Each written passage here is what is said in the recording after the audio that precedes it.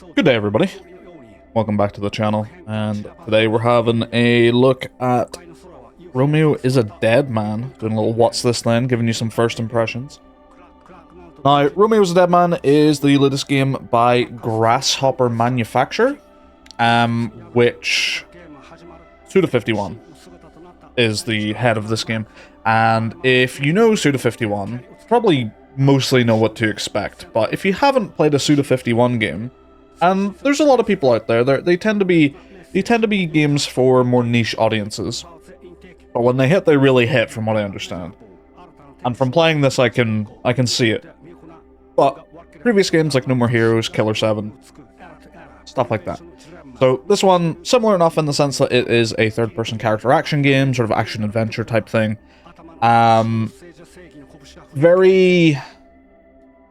There's a great term for a lot of Japanese developers, or a lot of the way that Japanese games tend to come out, and it's very auteur-driven, where one person tends to be a very strong creative head of the game.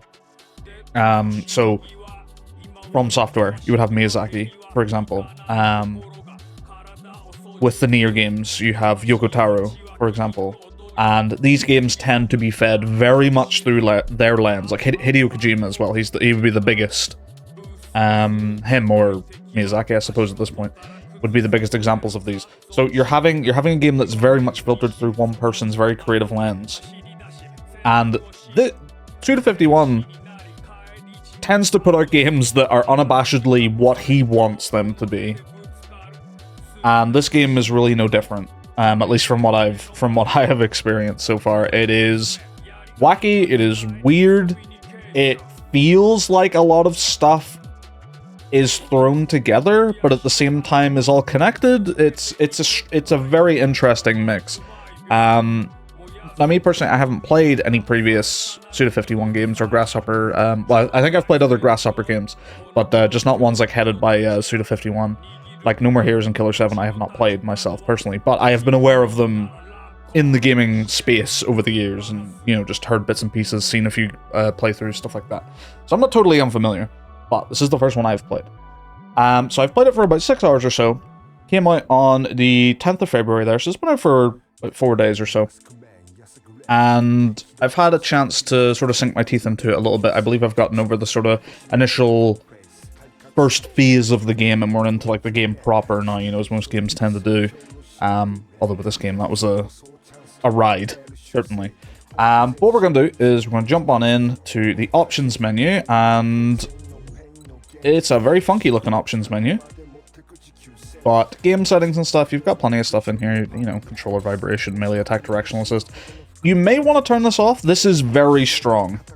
Melee attack directional assist, it really does feel like your melee attacks are very magnetized toward enemies. Even when they're not on your screen, it can just be turning you 180 and stuff. So you may want to turn this off, mess around with it.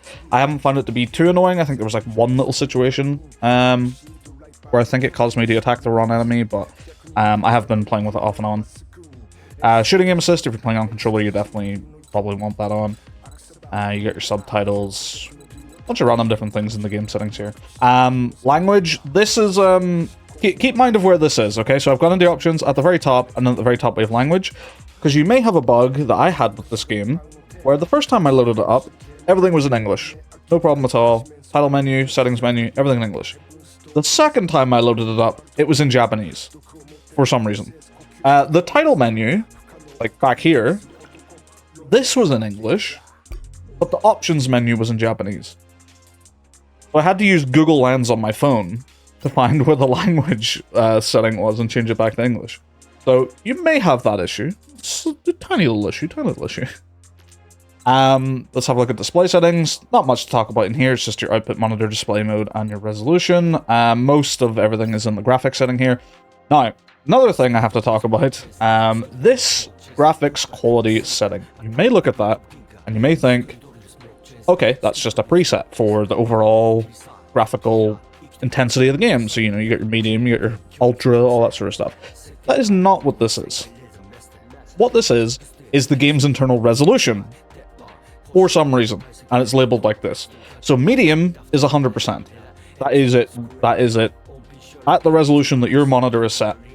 If you set it to Ultra, I believe it doubles your resolution. So, I'm playing at 4K, this would be rendering the game at 8K. If I had that at Ultra. For some reason. There was a bunch of people on the game's release that were saying how the performance is absolutely awful. And a big part of that reason, because the game's performance isn't like amazing. It's not terrible. It's not like, you know, some of the horror stories that are coming out from some games now, but it could be running better, certainly. But a lot of people, this is why they were running into issues more so than not. Because they were putting this up to Ultra because they have a good card, and then the game was running like absolute ass, even with like frame gen and upsampling, all that turned on, because it's now just trying to run the game at like double your resolution. So that was interesting. Luckily enough, I heard about this before I actually played the game. It was a Digital Foundry, I believe, a post on Blue Sky from them about that. But other settings, you just got your frame rate, you got your VSync, your motion blur, turned it off. It's not a very good motion blur. I always like to try motion blur, because some games actually do it quite well, but this game, I just turned it off straight away. Upsampling method, you can change that between, like, you know, the different various manufacturer DLSS options, or upscaling options. So the different ones. I've been messing about with this. Apparently performance is the way to go. Quality and, like, balance and stuff. Apparently it just doesn't look that much nicer, if even really at all. I've heard this about the latest DLSS 4, that performance is like almost just as like, you know, unless you were doing some real pixel peeping, you're really not going to notice the visual difference. And then I do have frame gen turned on as well. I could play it without it, but it's just one of those things that's like, I have a higher resolution monitor, I want to use the higher frames, so I turn it on. Haven't noticed any like input delay or anything like that, so we're not talking like that low performance without it on. Sharpness, tessellation. This is your preset. This is your, like, you know, ultra, very high, you know, settings quality. Anti-aliasing method, I always have that at FXAA or off. And then you got, you know, just a bunch of other things in there. Also colorblind mode is in here. Yeah, pretty much everything you'd need. Just some weird quirks that are in the settings menu for some reason, such as it going back to Japanese every now and again. Well, one time. And that setting at the top of graphics actually being an internal resolution setting for some reason. Then you've got your different audio settings. There's some, you know, decent stuff in there. Got a streamer mode because there are some copyrighted songs that play in this, so nice to have that. And then you got your controller layout, non-rebindable, which is a bit unfortunate, but it is what it is. Right, so let's actually load into the game here, so we can actually talk about how it plays and stuff like that. So I think we'll be loading into the ship here. I believe that's where I left off, yeah. So this is our kind of like hub, and you may notice this looks a bit odd for a 3D character action game. And yes, so this is not a full price game. I believe it's about like £40 or so, maybe slightly over, with being on a launch sale or something right now. But it's clear that this game makes some concessions for its budget. However, I think those concessions are done very well. Because you can have games that don't have a lot of budget, and you can very clearly see the gaps where they were like, okay, we can't throw money at this part, we have to throw money at the next part. This game, I think they've done it in a very creative way. So instead of having your hub be a big 3D spaceship that you walk around, just have it be a 3D one. It effectively does the same job. It looks quite stylistic. It gives a totally different feel to the ship than everywhere else. Like, it feels like a different place, which is good for a hub. So you'll see a bunch of this. There's other things such as, I don't think, you won't be seeing it in this video because I'll be avoiding story stuff completely. But cutscenes are either in serious moments, 3D, like animated cutscenes, or they're told through like comic panel style telling. And again, just a really, really cool stylistic way of being like, hey, listen, we didn't have the budget to do full 3D stuff here. Because they could have done like a big 3D comic panel style thing and kept that style, but just doing like a 2D comic thing lets them keep their money for the stuff that actually is the really important, we need to spend the money on this part, sections of the game. So you will notice that the game will look different sometimes. But yeah, you got various people to talk to. You can come up here. This is where you would sort of go on missions. There's also various characters around the ship. They all have interesting, like, names and personalities, is how I would say it. So there's, like, a cat person called Red Brown that you can just talk to. There's a few other people. Who's this? Who have we got? This is Blue Mountain. There's also, I believe, someone in this frame. Oh no, it's down here. In this area here. This is also the, like, lounge where you can cook katsu curry that give you buffs, and you have to do, like, a little timing thing to get the best out of your katsu curry, because why else? Like, what else would you be doing with it? There's this character called the Black, who appears to be, like, a molten lava person. Don't really know what's going on with them. There's someone who's just in this monitor called Green River. You know, just all kinds of, like, just strange and interesting characters, and they all talk in very weird different ways. There's this dude, TikTok boy. You see he has FBI on him there because we are actually part of the space FBI. That's attempting to wrangle in space-time criminals after the great fracturing or something like that. I forget the exact word they used, but essentially the universe exploded and sent things such as concepts and time and space hurtling across the universe. And we're a space FBI guy now. But Romeo is also a dead man, so don't forget that. Yeah, all sorts of weird and interesting things going on in this game. If you like a game that you're going to play and it's going to throw just totally new stuff at you that you've never seen before, most likely, this will be the game for you. I suppose before I show you in there, I'll show you the inventory screen, which is very colorful. That's one thing this game has going for it very well. It's very, very colorful. I love looking at just very bold colors in games and, like, shows and stuff. And this game has it in spades. But it's very busy. But basically, you got, like, you got a melee weapon, you got a ranged weapon, you got badges for, like, different tweaks to your characters. You'll notice there's something called bastards. We'll get to that in a second. There's, like, items you can put on the D-pad. The power-ups on your right, you have to do a minigame to sort of increase your, improve your character in various ways. And then in the top right, under the L1, R1 menu, there's Emerald Explosion, which is a fantastic name, but that's, like, your main currency for the game. You use that for just about everything, other than upgrading weapons. But you can use Emerald Explosion to turn another item into an upgrade material. So it all feeds it off of this Emerald Explosion. Like, you upgrade your character, you upgrade your bastards, you upgrade you just do everything. Unlock weapons with it. So it's pretty universal. You want to be getting it when you can get it. Yeah, you can equip different things. You got the bastard screen there. Also, it's got a little database. You got a map. This is just showing the galaxy map right now because we are in space, believe it or not. Yeah, so you can come in here, and there's various terminals. So this is the minigame you would play whenever it is time to upgrade your character. When I say whenever it's time, you can do this whenever you want, as long as you have Emerald Explosion.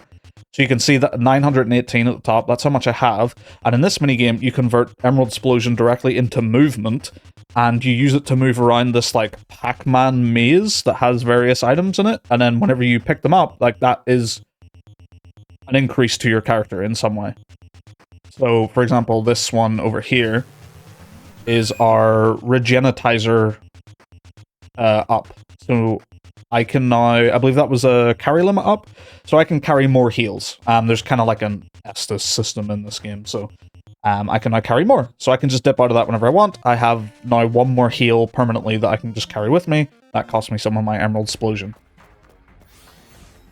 Which one's this? Oh yes, this is where you turn space debris, which you get while you're, like, flying the ship, and you can turn this directly into upgrade materials called Sentry, I believe they're called. This is where you unlock the weapons. They're so far, I don't know if this will upgrade or not, but all 4 of these weapons were available from, like, minute 1 as soon as I got to this, like, ship. Got 4 weapons, 4 ranged weapons. And then you can upgrade them and make them better in various ways in this screen. And this is where you would use the sentry down at the bottom left that you see there. So you use the green sentry or the blue, the turquoisey sentry to do your initial upgrades, and then you'd use the red sentry to do, like, the last bigger upgrades. Yeah, it's an interesting little system. And they do it through the lens of these like silly little like mini games and fun little screens and stuff. You know, it's wacky. It's a little bit different. I like it. There's the nurse in there. There's a library in here. There's just more characters. There's just this guy who's just sells you things in the library for some reason.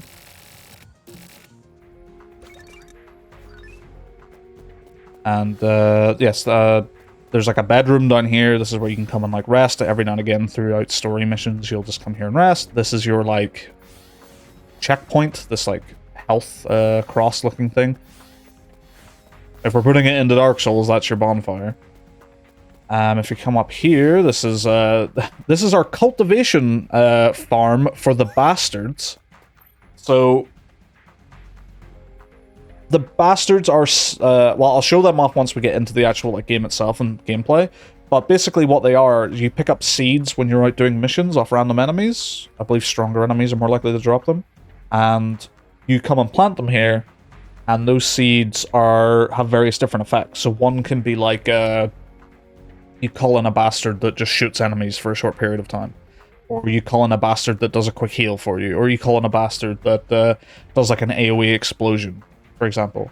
And then there's also a whole game about like mixing them and stuff. In fact, one of these is ready to harvest now, so I'll just show you this. So you just do this tiny little harvest thing where you just rip them out of the ground. So there we go, there's my new Thunder Chain Bastard. And the level there shows some big stats about it. You hit OK, and then you have to give it a description and a name, which is done randomly through this. So, very charitable Joanna. That is the name of this bastard. And they are very charitable. Then you would come here, and we've got a new one. So these are some of the seeds I found. You get them appraised, and then you know which ones you're actually planting. So Pulse Mirror, that's one I don't have yet, so let's plant that. You can also spend Emerald Flosion to accelerate it if you want to be able to pick it up now, or you can wait in 10-minute real time and do it later. Here's a nice little fancy lounge where sometimes characters talk to each other. But yeah, funky game. Very funky game. I think we'll hop into some actual gameplay, so I can actually beat up some stuff and show you what that's all about. Well, actually, first I have to show you this part, which is the actual ship. So right now, I am directly in front of a kind of side dungeon. They're called Palace Athene. So whenever you're flying the ship, you don't really like fly it in a 3D sense where I can like point in any direction. You kind of just point in the direction of something. It like locks you on like this. So now we're looking at that thing.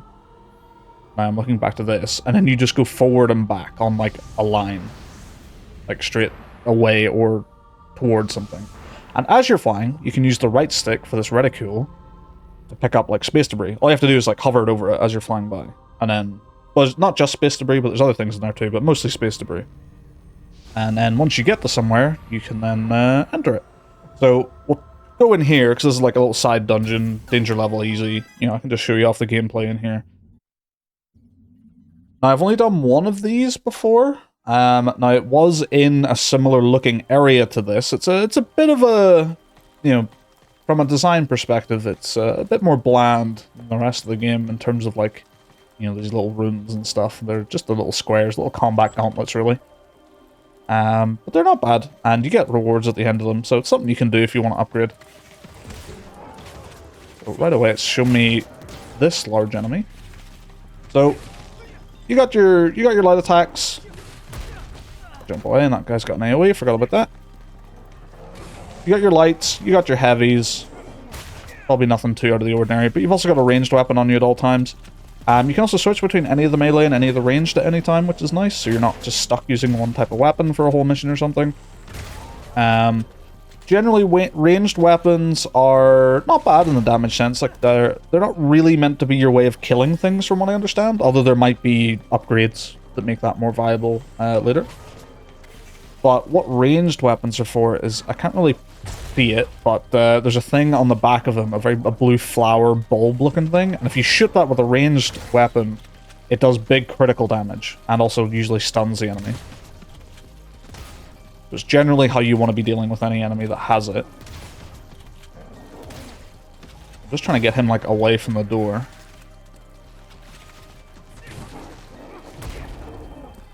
Jump over his little AoE there. Usually get like a little slowdown whenever you kill an enemy, so that wasn't too bad. Yeah, you can hold the D-pad on the left to switch between any of the guns, so... Oh, that was the shotgun, that's what I'm using. So that's the starting pistol.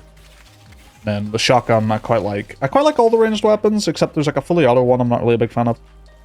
The weapons, the actual melee weapons, I've been using the greatsword looking one here, because ever since I've gotten into Monster Hunter, I love the big sword that hit the big, but it is the slow. I love that a lot. So let's go here into this little combat room, and I will show you the bastards. So you hold L1, and you hit one of the buttons they're corresponding to, and then they spawn in, do their little effect, and then they despawn, and then they're on recharge. So this is the first one I got, which is like a little sentry gun bastard who just like shoots at enemies. Also this one shoots poison at enemies and then despawns. Quite strong. Just such a... yeah, it's one of those ones when you stop and think about, like, yeah, I'm summoning in zombie bastards that I cultivated to kill, you know, these weird creatures. And none of that is really explained. Ever. You just kind of have to get on with it. Just gotta accept it, it's just how it is. These enemies are actually messing me up, because I'm not paying attention. There we go. Big range damage hit to the weak point there. Most of the special enemies have that weak point. In fact, I think all of them have that weak point. It's normally just the little shambler zombie enemies that don't have anything like that.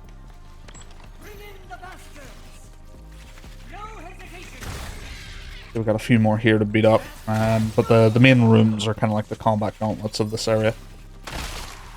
The zombie enemies can have guns as well. Occasionally they'll just get shot at. You will know if they're going to shoot you though. It's not you won't just get hit. There'll be like a laser sight on you. Now, you may have noticed in the left there, I got a 1, sort of under the health bar there. So as you're beating up enemies, you get blood from them. You'll see it kind of absorbs into that bar. And at any time, you can hold R1, even mid-combo, in the air, during a dash, anything like that. I do it like this. You get a move called a Bloody Summer. And it's kind of a crucial move, because it builds up as you're just fighting. And it also heals you. Whenever you land it on enemies. So it's your incentive to stay on the aggressive, but be careful about being aggressive. You know, don't get overly hit, but don't worry too much about getting hit, because you're going to get that health back if you're playing well about it. It's actually a really fun little system. I quite like it. Whenever I first started playing this game, I didn't think I was going to enjoy the combat system in this game very much, because it was kind of stiff. Didn't feel like there was a lot of movement and stuff, but now, like, since I've played it a bit more, I've gotten this, like, double dash, which has just increased my general maneuverability. The Bloody Summer, there's some moves where if you are doing heavy attacks, and you hold triangle on the third one, then you get this, like, massive charge hit, and that applies, it's different for, like, every weapon. So if I show you the other weapon that I quite like the fist, so I got the greatsword for the big attacks, and I got the fist for faster stuff. And if you do the charged one on that, you do this like emerald explosion infused punch or whatever it is. Very, very cool. And I'm really enjoying the combat a lot more now that it's obviously introduced like more complex enemy types and having to use the systems a lot more. At first I thought it was just going to be like a kind of stiff, like, yeah, I'm beating up these enemies, but it's not, you know, it doesn't feel that great. But it very quickly improved itself. And then if you hit up on the D-pad as well, that's like your Estus heal. You get those replenished if you visit this game's bonfires, you know, the save points, the health plus looking things. There's an enemy shooting at me, you get a nice little line to say like, hey, they're gonna be shooting at you here in a second, which is quite nice. So I haven't found them. They're not obnoxious, but they're like a nice little extra threat in a room that means you can't just stand there and beat up enemies. I am playing on the hardest difficulty available to me as well. The game hasn't been too hard so far. However, in the most recent mission I just did, there was a room that just suddenly kicked my ass for about 20 minutes. It was just the combination of enemies and the amount of damage I was taking and stuff. Like, it just suddenly kicked up and was like, wow, okay, I'm getting my ass handed to me all of a sudden. But it just seemed to be that, like, one-room combination. You know, after that, it was then, like, back to sort of business as normal. But I would say this is the sort of game, if these sorts of things are not your jam, and you're just here to check out the weird Suda51 Grasshopper weirdness, then I would play the game on, like, normal. Or, I should say, play the game on the milk chocolate difficulty, because the difficulties in this game are done by a chocolate. I can't remember what the first one was, but the middle difficulty is milk chocolate, and the hardest difficulty was orange chocolate. And there is a fourth difficulty, but I couldn't see what it is. It's like you have to beat the game once to unlock that one. And I could see if it lets you do like a new game plus with like all your stuff unlocked playing on the hardest difficulty, I could see that being a lot of fun, actually. If the systems keep sort of developing on top of themselves, as it seems like they're going to. It's always the hard part, obviously, being a first impressions. Like, this game could, especially with this game, a game could totally change at, like, any time, you know? And especially, like I said, especially with this one. Like, who knows where this game is going to go next? Have I missed a door somewhere? Maybe there's another door back here. Sometimes, that's one thing I find just every now and again. Oh, here we go. Just finding the way to go. Can sometimes be a little bit tricky. On the main sort of levels, there is this subspace system where you go into like another reality that's shaped like where you've just come from, but it looks totally different. And there's no enemies in it. It's all traversal, like trying to find your way through an area. Need to be careful. If I get hit by that, I think I would die. Actually, you know what? Let's switch to... No, not that one. Rocket launcher. It does a lot of damage. Okay, lovely. And we'll beat you up. But yeah, the subspace system is kind of like this traversal thing. There's no enemies at all. It's just mainly like a little traversal puzzle to like find your way around to get past somewhere. So something you do in the subspace affects somewhere in like the normal space. And sometimes that can get very confusing. Just roll away from you. Reload my rocket launcher. You're going to charge at me, aren't you? Yeah. Oh, we'll blow you up. It's all good. Rocket launcher seems to be the only ranged weapon so far. Well, actually, maybe the machine gun as well. I haven't given it a fair sort of whack yet. But the rocket launcher seems to be the main one that it's like, yeah, you kill enemies with this one. But it's a long reload, and if it gets interrupted at any time, you have to restart it. I think it balances out nicely. There's also, I should also point out, the badge system. Badges and pins. So pins, you get these just by playing the game. These are just new gameplay mechanics, such as the double dodge. Badges are ones I can equip myself. There seems to be quite a few of them. And one of the ones I got early on was this, that increases normal melee attack power by 30%, but decreases ranged by 60%. So if you really want to focus on ranged, you could put that on. I've since put this one on that increases Emerald Flosion Absorption. There's a bunch of other ones like Bloody Summer. It does like 20% more, but you take more damage. This one increases item drop rate, you know, so there's quite a variety, and it looks like there's 3 badge slots I'll be able to get at some point as well. I haven't figured out how to get any more of those, but at some point I'll probably come across something like that. Oh, we've got a warning, so this means enemies are going to spawn in. These little spawners start making them appear. Now you can break them before they're done spawning. Whenever I had that badge on that made me do less range damage, it was really hard to stop these. But now that I don't have that, it's not too bad at all. But these are just like your regular enemies. I'm sure something big will spawn once I've dealt with them. But I like the... It feels very visceral. Very visceral. Feels good. Good weight, good impact on the attacks and stuff, and the gibbing on the enemies. Or gibbing or jibbing, however you want to say it. Feels really good. Dead. Whenever you clear a room, you just get a big dead. Because Romeo is a dead man, of course. Also, every fun thing about this game is that every achievement is some play on Romeo is an N. You know, insert whatever the achievement was about. So it's a very fun game, you know. It in no way does this game take itself like seriously. It's just a good time. Sit back, enjoy the ride that you're on, because it could be going anywhere at like any time. The first like 20 minutes of this game, I think more plot stuff happened than some games entirely. It's absolutely ridiculous. Hadn't a clue what to be thinking. It was risky. Let's do this. Get some health back. Who actually knows what happens if you fail these? I assume you just have to restart them from the beginning.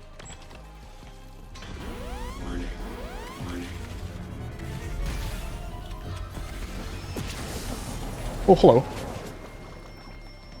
Yeah, I'll probably die in here because I don't actually have very much health. And this is a little bit of an obnoxious room.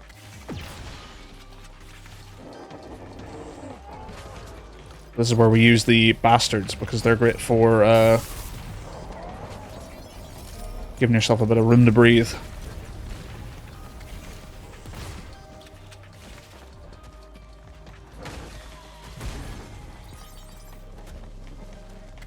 Gonna run behind you and hit that. So you have to kind of hit it once. Jump, jump, jump! Oh, I thought I was about to die there. Good thing that ended. Alright, nice. It was just the big guy and a couple of shooters. That's not too bad. It did say it was this was easy difficulty, so those are the bastard seeds, by the way, so certain enemies drop them. I got an original. You can get like rare ones and various other things, and then you can combine the bastard seeds into other bastard seeds. Is that the room done? Yep, that's the room done. It felt like that was going to be the end, so you get some rewards. These are kind of like your item pickups. You get some sentry. You might get some ingredients for making some katsu curry, because of course. Those give you various buffs. You know, there's different items that like might instantly fill your blood meter, might give you a tiny bit of health back, might increase how much emerald flosion you get for the next 20 seconds. You know, stuff like that. Fairly standard sort of itemization. Other than that, though, that's sort of the basic. That's sort of like the basic gist of this game. Without going into like story stuff, other than the story is absolutely ridiculous, and you know, I'd like it's kind of a similar situation that what got me to play through the entirety of all the Remedy games, because I'm not a big fan of survival horror, but the way that Remedy's stories, the way the story was done, was just so interesting and compelling that I just had to find out what was going to happen next. And that carried me the whole way through. Like, survival horror is really not my sort of genre, but it got me through all their games. With the exception of Control. I loved Control. The gameplay of that. Probably my favorite, if not that, in Alan Wake 2. But it's a similar case here, where the story is just so weird, so wacky, I haven't a clue where it could possibly go next. So, and I always appreciate that. Any game that can come out of here, or that can show up and just say, I'm showing you something new. Completely different, something you haven't seen before. I always appreciate that massively, especially if it's done well, and I think this game is done well. The reviews I've been seeing have been kind of... This is sort of my way of thinking about this sort of thing. If I see a game that has a general 7.5 out of 10 overall score from all the different reviews, and then you go and look at those reviews, and if they are all 7 out of 10s, you know, maybe some 6s, maybe some 8s, then you've got maybe a very meh, you know, it's a run-of-the-mill kind of game in your hands. But if you see some reviews that say 10 out of 10 and some reviews that say like 4 out of 10, then you might be in for an absolute banger. You know, you're either going, like, I feel like I'm usually not on a 7 out of 10 on one of those. I'm usually a 10 out of 10 or the 4 out of 10. So I might be in for an absolute incredible time. And that's why I like these sorts of games, because they're very specific. They are for who they are, and that's it. If you don't like it, you may go elsewhere. But if you love it, there's so much fun to be had here. But yeah, I think I'll leave it there. I think I've shown off the game sufficiently. Hopefully you guys enjoyed the video. So like I said, you can pick this one up on Steam for £41.99 or $44.99, or your regional equivalent. It is also on a launch sale for a few days. By the time you watch this video, that may be done, but if you are looking to pick it up, then you can get it for a little bit cheaper. So keep that in mind. Yeah, this has been fun. This is a fun game, and I hope you guys enjoyed the video. And I shall see you in the next one. Goodbye.